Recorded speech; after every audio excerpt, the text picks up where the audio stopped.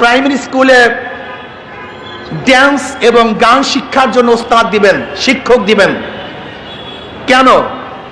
কিসের জন্য? গান ড্যান্স আমাদের মুসলিম পরিবারের এটা সংস্কৃতি না। যদি আপনাদের সমস্ত পরিবার, বাংলাদেশের সমস্ত পরিবার নাস্তিক হয়ে থাকে, বেঈমান হয়ে থাকে, তাদের জন্য গান এবং গানের টিচার দিতে পারেন। যদি 92% মুসলমানদের দেশে কোনো অবস্থাতেই গানের টিচার দেয়া যাবে না। এদেশে টুপিওয়ালাদের, দাড়িওয়ালাদের, মুসলমানদের খাজনা, ট্যাক্স, ভ্যাটের পয়সা দিয়ে গানের টিচার দিবেন? গানের টিচারের প্রয়োজনটা কি? সেখানে ইংলিশ টিচার দেন, কম্পিউটার টিচার দেন। আজকে প্রাইমারি শিক্ষা ব্যবস্থা ধ্বংস হয়ে গেছে, কিচ্ছু নাই। সেখান থেকে আর মানুষ ঘুরতেছে না, ইউনিভার্সিটিতে চান্স পায় না, মেডিকেলে চান্স পায় না, কোনো জায়গায় চান্স পাচ্ছে না। এর জন্য প্রাইমারি শিক্ষা লেভেলকে ঢেলে সাজাবার জন্য ধর্মীয় শিক্ষক সেখানে নিয়োগ দিতে হবে এবং কোনো অবস্থাতেই সেখানে গানের টিচার বাংলাদেশে দেয়া যাবে না।